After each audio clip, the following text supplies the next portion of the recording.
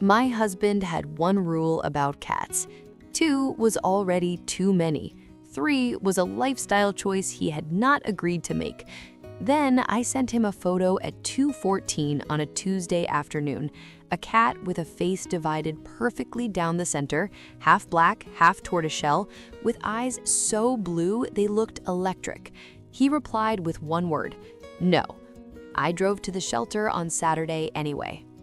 My husband has 3 rules about cats: no cats on the furniture, no cats in the bedroom, and absolutely under no circumstances a 3rd cat. We already had 2.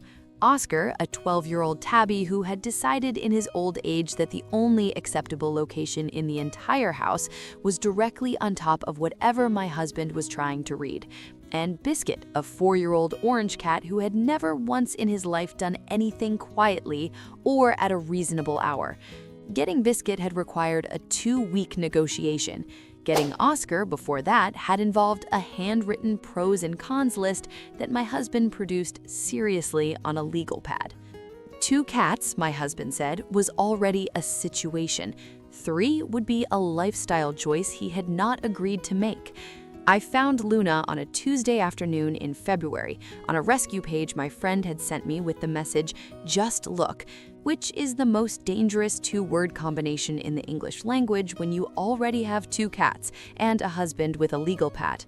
Her photo stopped me immediately. Her face was divided almost perfectly down the center, one half black, one half tortoiseshell, the orange and brown patches arranged across cream fur in a way that looked deliberate, like something painted rather than born.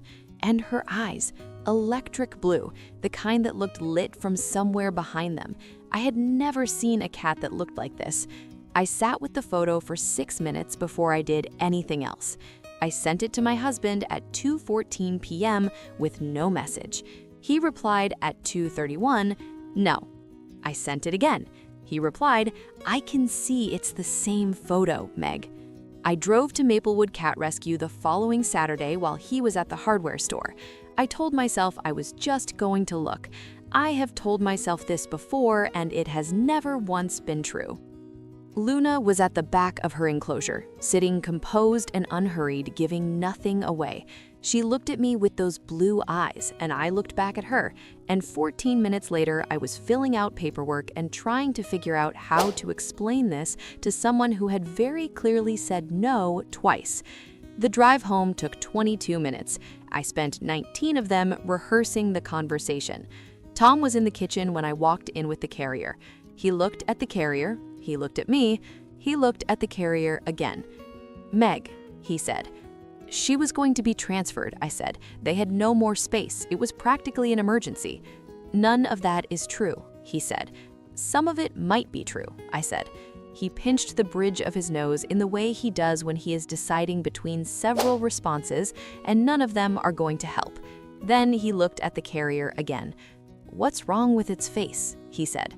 "Nothing is wrong with her face," I said. "She's a chimera. It's a genetic thing. It's extremely rare."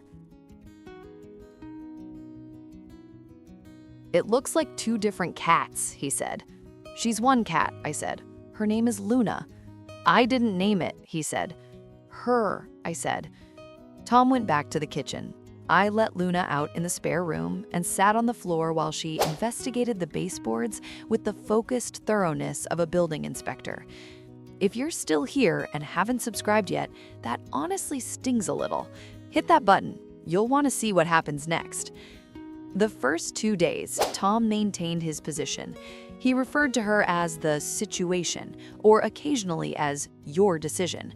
He kept his interactions with her to a minimum, which was difficult because Luna had no interest in being kept at a minimum.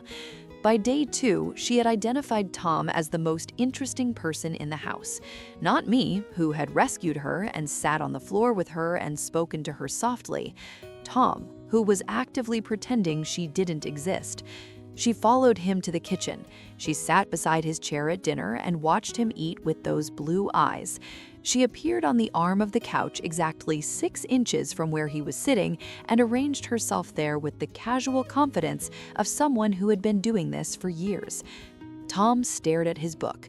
Luna stared at Tom. This continued for 40 minutes before Tom reached over, without looking up from his book, and scratched behind her ear. Luna closed her eyes. Tom turned a page. Neither of them acknowledged what had just happened. Day 3 was a Saturday. I came downstairs at 7:30 to find Tom at the kitchen table with his coffee and the newspaper. Luna was on the table beside him.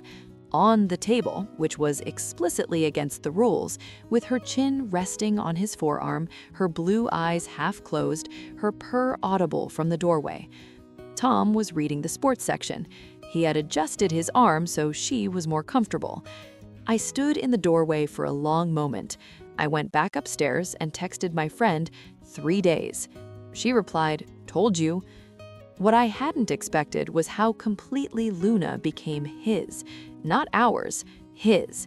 She chose him the way cats choose people, without asking permission and without leaving room for argument.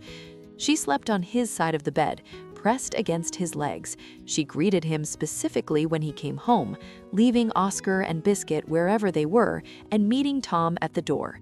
She sat on his desk when he worked from home and positioned herself between him and his monitor in a way that required him to look around her, which he did, without complaint, every single day.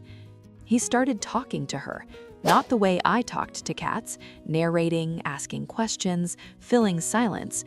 He talked to her the way you talk to someone you trust, quietly, practically, like she was a reasonable person who happened to be a cat. I heard him once, from the hallway, telling her about a problem at work. She was sitting on his desk with those blue eyes fixed on him. He paused after every few sentences, as though waiting for her response. She blinked once, slowly, and he nodded and continued. I did not tell him I had heard. Some things are private. Luna is 18 months old now. She still sleeps on Tom's side of the bed. She still meets him at the door. She still accepts his quiet conversations with the patience of someone who has heard it all before and doesn't mind hearing it again. Last month, a neighbor asked Tom what kind of cat she was. Tom picked her up and explained chimera genetics for 6 minutes with the enthusiasm of someone who has done significant research on a topic they deeply care about. "She's one of a kind," he said. "There's nobody else like her." He was talking about her genetics. I'm fairly certain he meant something else. Some cats don't ask permission.